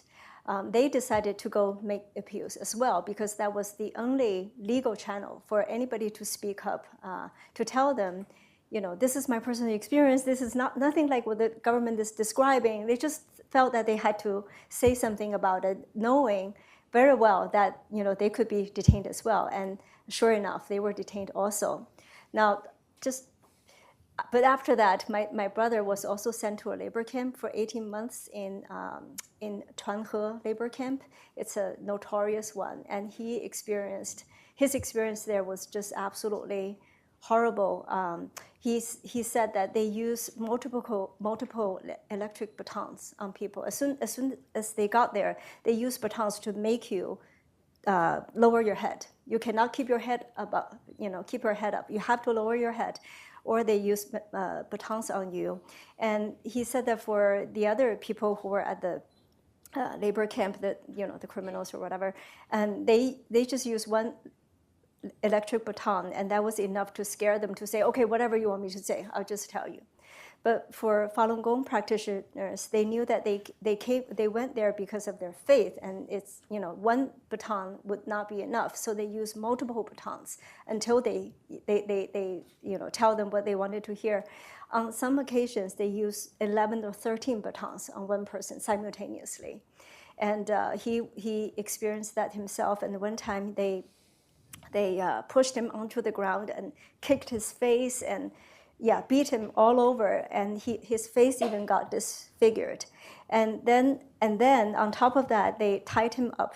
They tied up his legs and tied his hands behind his body. And then in order to prevent him from shouting out too loudly, they put a tape over his mouth. but it was so tight that he could hardly breathe. He had to use all of his strength just to take in a little bit of air to keep alive, to stay alive. And then they tied up his neck with his legs. So basically he was folding him, and then put him under a very low bed.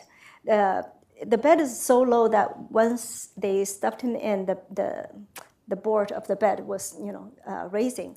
Then they sat on the bed in order to keep him down.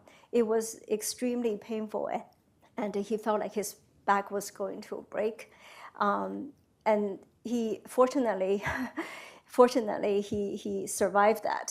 He was literally on the brink of death. And for 2 weeks after that, he couldn't walk at all. He couldn't feel any strength on his back. And he said another Falun Gong practitioner there who went through the same torture. His name was Lu Changjun, and he actually got injured so much that he could never walk again. But the people at the labor camp just said that oh, he fell and injured himself. So this just to give you an idea of the extent these people would go to crush somebody's mind and take away your dignity or any right to believe in something that you choose to believe.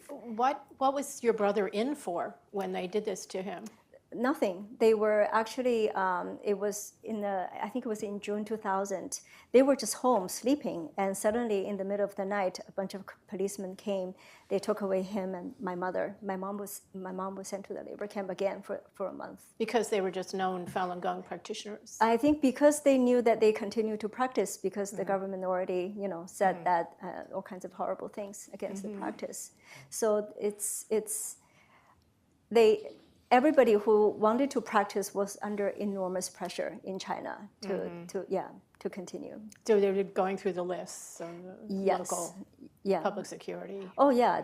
Actually, I think my brother said that the guards at the prison, some of them didn't necessarily want to do this themselves, but there's all kinds of incentives for them to do it. If they get to, I think Larry was talking about transformation. That's the term that they use to force you to give up your belief. If you successfully transform one person, you get 1,000 renminbi, the Chinese currency. Financial reward. Yeah, but if you fail to convert one, you get punished 1,500 renminbi. So if you want to get promoted, if you want to, get ahead, this is what you had to do. So it's just that such an evil system that forced people. It's very primitive. It's kind of interesting from a human rights perspective to see how they've combined the most sophisticated technology in repression as well as the most primitive and barbaric. Yeah. Yeah. So in terms, I think for the populace, for the Chinese people, because Falun Gong was so popular by the time they started to suppress it, it was estimated that 100 million people were practicing. So everybody probably, a lot of people knew people who practiced it, but as the propaganda escalated, people just became, a lot of people just became really afraid. Even though they knew somebody who practiced Falun Gong, like my parents' colleagues, and they all knew that they practiced, and they said, oh, you're so healthy now. They used to be happy for them, but then after the persecution started, they just, nobody wanted to talk about it. Even when I tried to call my relatives on the phone, in China, they would just say, oh, let's not talk about it. They know the phones are being tapped. And would you say that it's gone underground for the most part now? I know a lot of people still practice, and they but not in the parks. No, Yeah. definitely not. So they're in their homes or they're. Yeah, I think if people practice in the park, in the earlier years, definitely there were practitioners who went to not just the Appeals Bureau, but the Tiananmen Square to try to, show their stance. Immediately, they're detained. Picked up. Yeah. Just to add to some of that, I remember when you were talking, there was a moment here. Sometimes we go down to Chinatown in Manhattan to the park on Sunday to do a practice of Falun Gong. And, if the persecution first started, we kept doing that. And normally when they see like a Westerner go into some of the stalls in Chinatown, they're really happy. Although some of the old IEs that run the stall, they're like, oh, come in, let me show you what I'm selling. It was around about 2001 or 2002, where I went there, and I'd have, I'd have a shirt that said Falun Gong on my shirt, that I first experienced going into one of those stalls, and the lady looks at me and she says, "Oh, Westerners here," and she's all excited, and she looks at my shirt, and I'll never forget the contortion on her face, where she kind of went, it was like she just saw a horror movie or something. She flinched.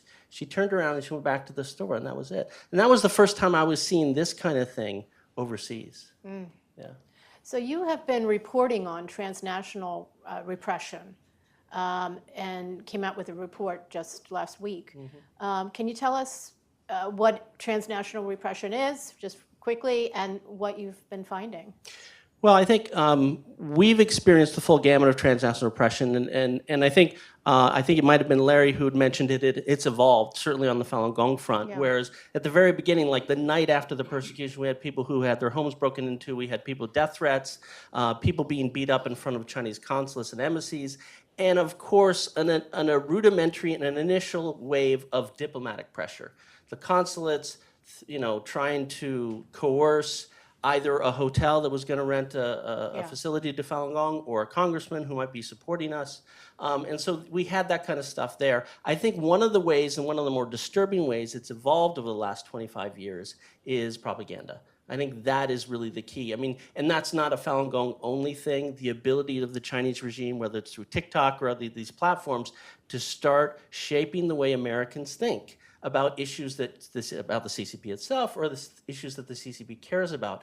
And that's, I think, what we've seen as one of the more alarming and growing ways in which transnational repression actually comes after Falun Gong and other initiatives that Falun Gong starts.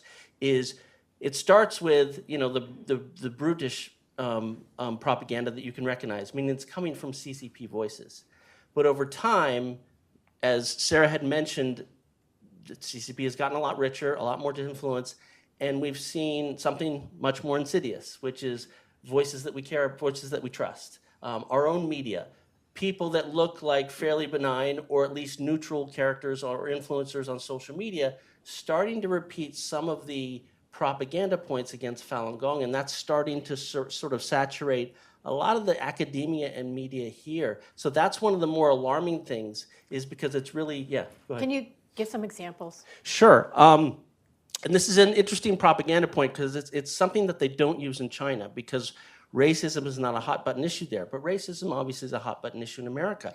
And so I think around about 2008, 2009, the Chinese regime, on the English language web pages of their consulates only, not Chinese, they would say that Falun Gong is racist because we forbid interracial marriage. Total nonsense. I'm in an interracial marriage. There's a lot of interracial marriage in Falun Gong community. It's total nonsense.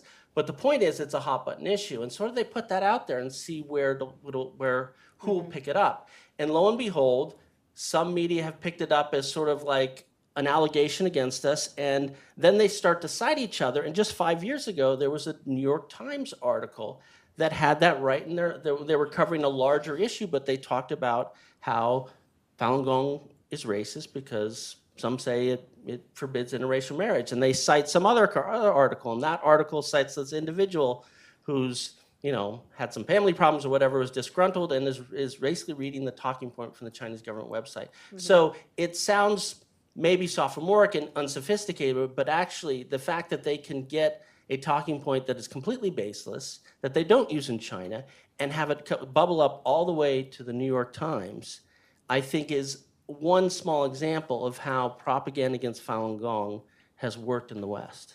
And another thing that the New York Times seems to be guilty of is using the term evil cult and just letting it hang there. Saying that the government of China has said that you're an evil cult, the Falun Gong is an evil cult, without trying to refute it at all, or questioning it at all, just letting it out there. Yeah, we did a fairly exhaustive report earlier this year, looking at I think it was 160, 180 articles from the New York Times as a test case. I mean, the other is a general problem in the West, and found that not only did they have incidents where they're quoting evil cult without questioning that, without looking into the validity of it, but they had times where they weren't even using quote marks.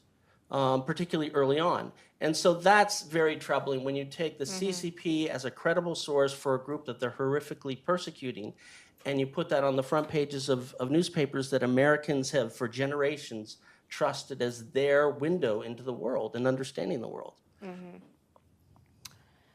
Well, Ying, you are a conductor for this Shenyun performance, and which takes place all over the world and all over the country. And I've had the privilege of being to a couple of the shows, and they're just phenomenal. Have you been impacted by this transnational repression? Yeah, absolutely. You're nodding your head. How? Describe it, Well, please. first, maybe I should just take a step back to Oh, yeah, people about tell us, Shenyun, yeah. what Shenyun is. Yeah. So Shenyun Performing Arts is the world's premier Chinese music and dance and music company. It was created in the US in 2006 by a group of elite artists who fled religious persecution in China. And the Shenyun performances showcase a wide breadth of Chinese cultural treasures.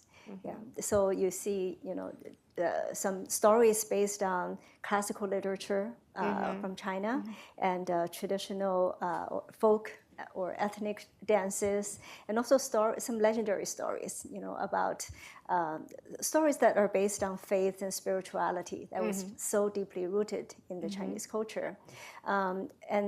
We have grown a lot, from 1 to 8 companies just within a very short time. And so today we're now touring around the world in I think we perform over 200 cities every year, and reaching over 1 million audience members. So Yeah, I saw you at the Kennedy Center. That's We saw right. it at That's right. preeminent venues. yeah, we were there in February, but the more popular that we grew, the CCP started to target us even more. And you may wonder, why does the CCP target a what are they performing afraid arts of? group? There for several reasons. The first is because we try to, the Shenyun performances depict authentic traditional culture. But this culture, because it's so deeply spiritual, it's something that was basically lost under communist rule for the last 75 years. And for Shenyun to put it on stage again, revitalizing it and showing it to the world's people, it's just totally against the CCP's narrative, because they want to destroy traditional culture in China so that they can impose Marxism. They want history to start in 1949. Right. Yeah. So we're the first one who dare to do this because we have the artistic freedom to do that. And also because the CCP has tried to, in order to solidify its rule in China, it has tried to convince the Chinese people and the world that the CCP equals China, that it is China, that the two are inseparable. But in the Shenyun performance, we showcase the magnificent culture before the rise of communism.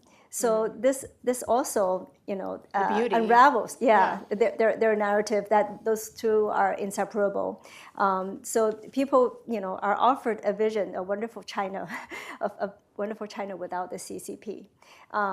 Also, because part of our performance, we always portray what's happening in modern China, including the tyranny that is over religious freedom. And sometimes those stories are really heart-wrenching. And but a lot of people are brought to tears because of it's just absolutely shocking what's happening in China. But we feel it's an important thing, it's really important issue, as we're here today to show to let the world know what's still happening in China. So of course CCP doesn't like that.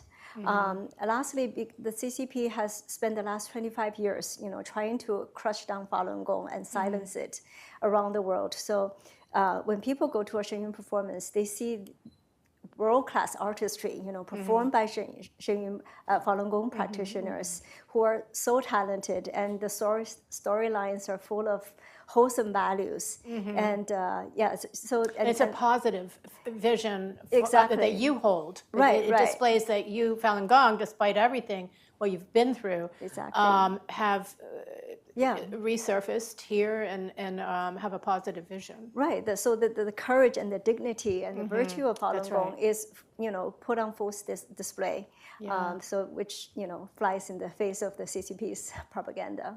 I really had to laugh. I saw that. I mean, it's sad, but this winter, I think it was in the winter season, just as you were kicking off your season in Hong Kong, the CCP put on something called a ballet called the Red Detachment of Women, which is a ballet about how a woman who's very unhappy finds meaning in life by joining a women's brigade in the People's Liberation Army.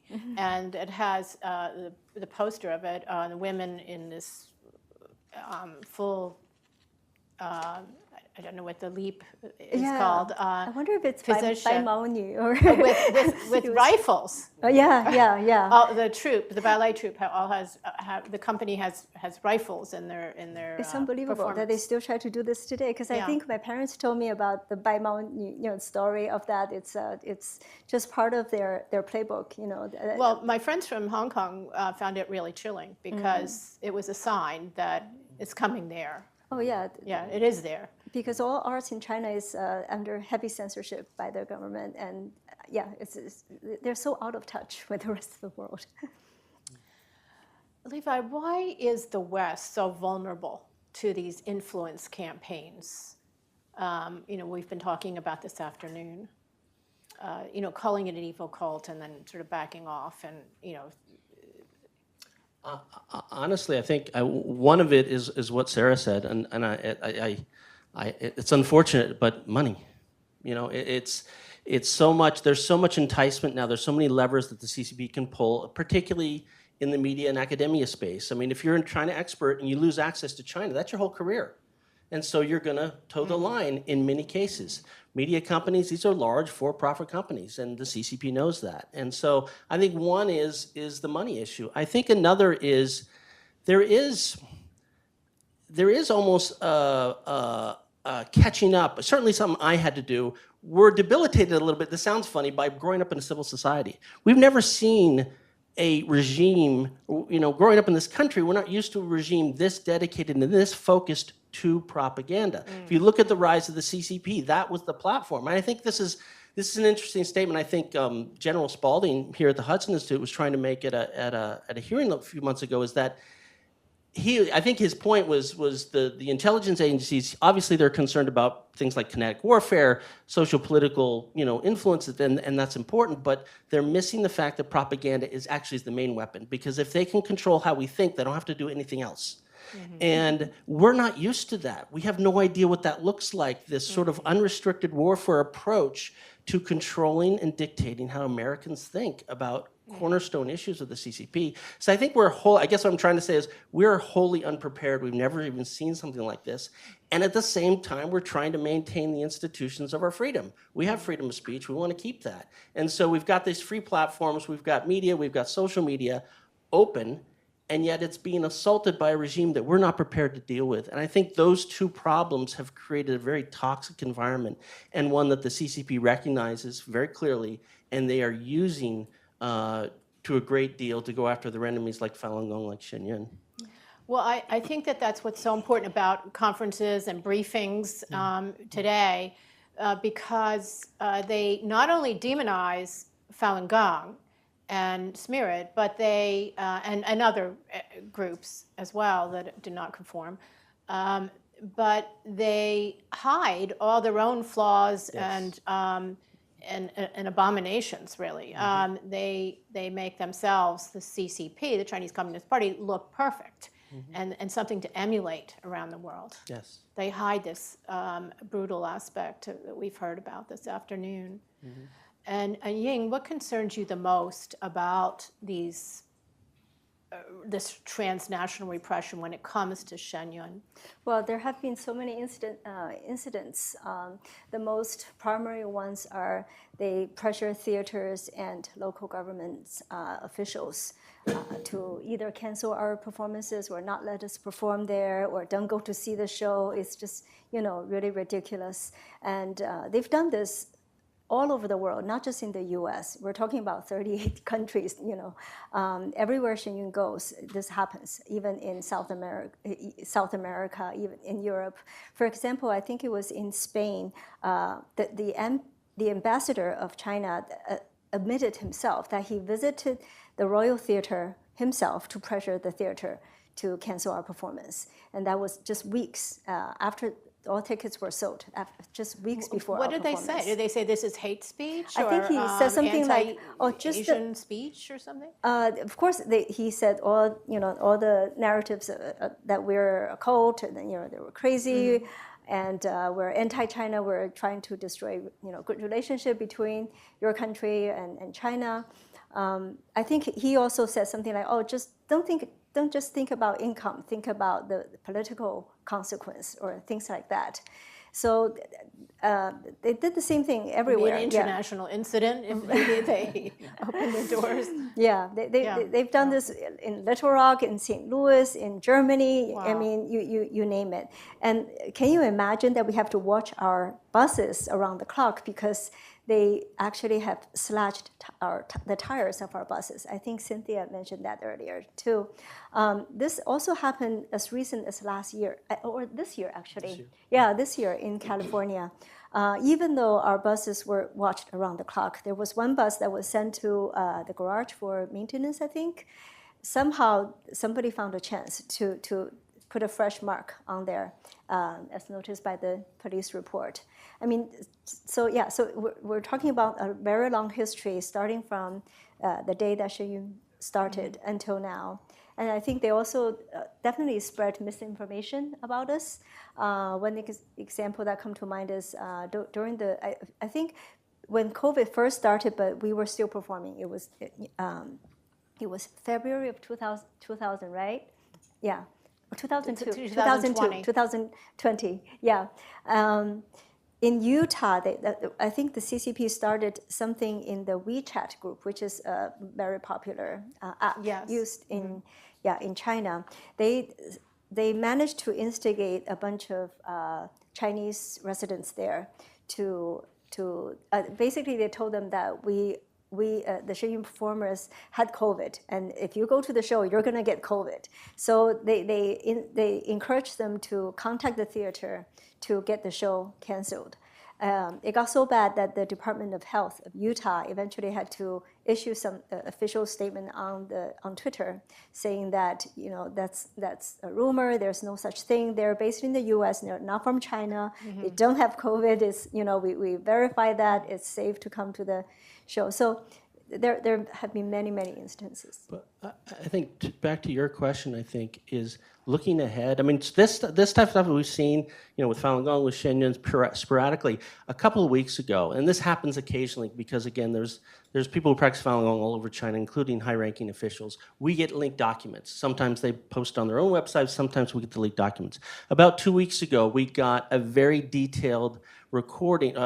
A written recording of a provincial meeting with the Ministry of Public Security, where they told their resources to fully support YouTubers and other influencers that are directly going after Shenyun and try to spread rumors and lies that's going to get Shenyun shut down. Like in China, they can control state-run media, they control the judges, and so they take a certain approach.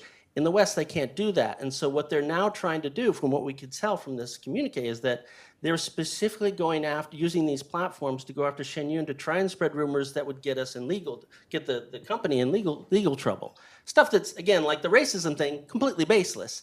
But they're trying to push out propaganda points that would get, whether, the FBI interested in us or even activate their spies to try and stir up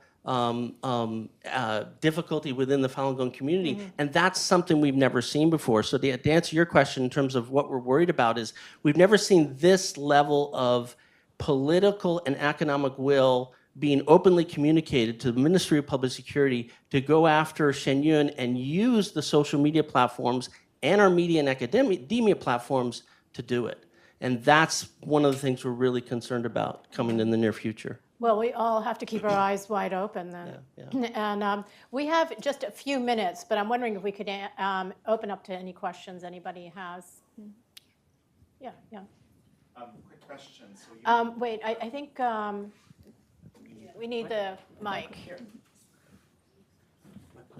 Oops. Oh, I getting around myself. Yeah, Jan Yekelik with the Epoch Times.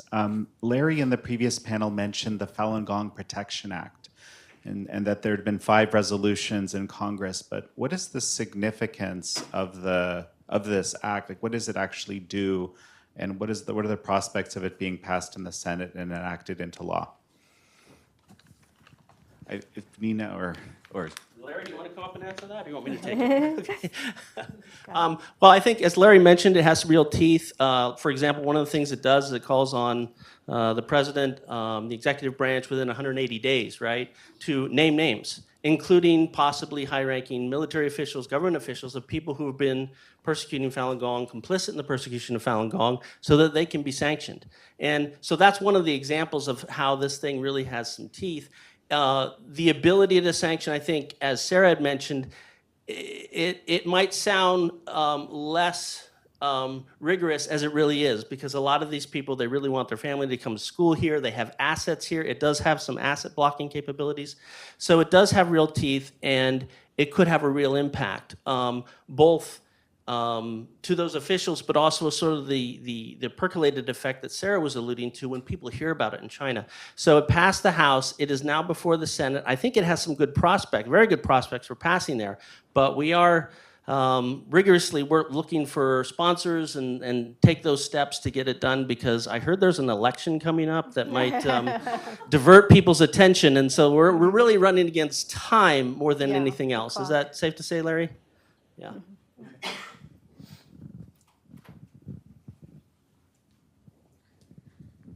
Hi, this is Kathy Xu. I'm a reporter with Voice of America. From the outsider's perspective, some people may view this persecution as 25 years of bloody massacre, of sweat and tears and toil and perils.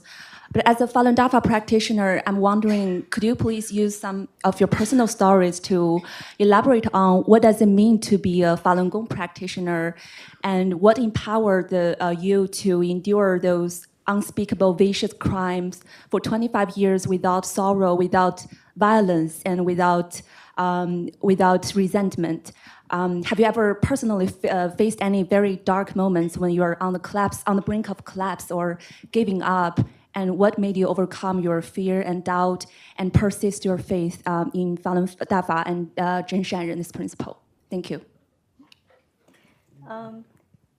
I can answer that just from my own experience. It was really, really difficult for me personally when my parents were thrown into a detention center, and they suffered a lot of things in there that wasn't justified.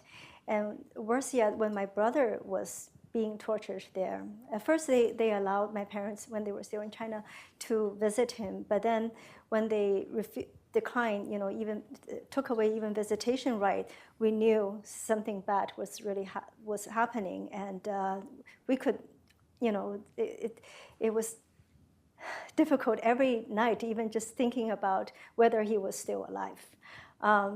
But I think what gave us strength is we knew that we are, what Falun Dafa actually taught us to be a good person, to help us improve, our health, and physically and mentally. Be, always in any situation, strive to be a better person. Don't get down to their level, but do what's right. Have the courage to do what's right. So that in itself gave us a lot of strength. And actually, when my parents managed to leave China and join me in year 2000, and we started to go reach out to different media outlets, radio, television, newspaper, anybody we could talk to, just to tell them our story, tell them what my brother was experiencing in China still at that time. And it was really painful for us, actually, to even just talk about what he was going through.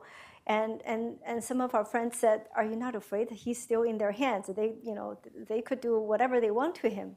And I remember my mother said that, "I'm his mother. If I don't tell the world what's happening in there, what's going to stop them?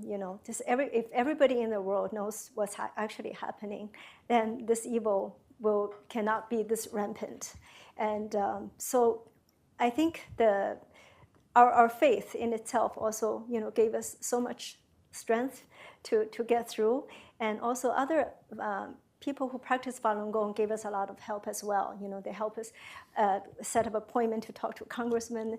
And like Levi was saying, when the persecution first started in 1999, all the media reports that I read in this country was really disturbing because they were pretty much echoing what the Chinese government was saying. Oh, they say this is a cult, but they didn't investigate. There was no fact checking, and it was like, what's wrong with the media in this country?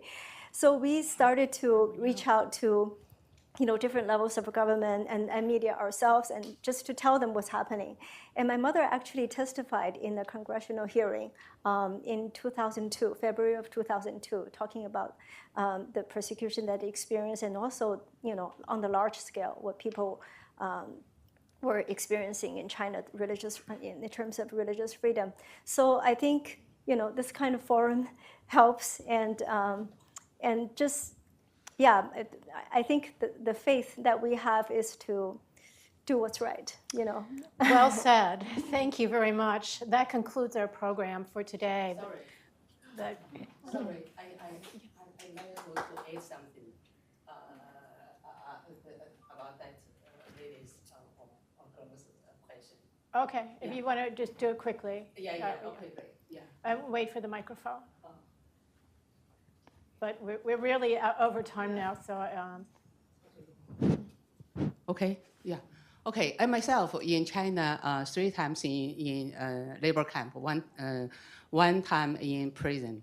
I was persecuted very seriously in China. I think we know, every really practitioners know that the truthfulness, compassion, and tolerance, forbearance is these 3 words or principles balance everything in the world or in the cosmos. So we are sorry for the people who hurt us. Although, yeah, they hurt us physically and mentally, but we know really they hurt themselves. So we are sorry for them. And we in China, the practitioners, they under the pressure to be arrested and to be persecuted, but they still go out to tell the truth because they know everyone has their kindness, everyone has their kind heart. So if they just because they listen to the lies of the CCP, they will very with hate treat Falun Gong practitioners, and that will lead them to very bad consequence. Yeah. So that's why we went out. That is what encouraged us from the Thank you for sharing that. Okay. Thank you. I want to thank all our panelists today, and I want to thank all of you for coming. Thank you.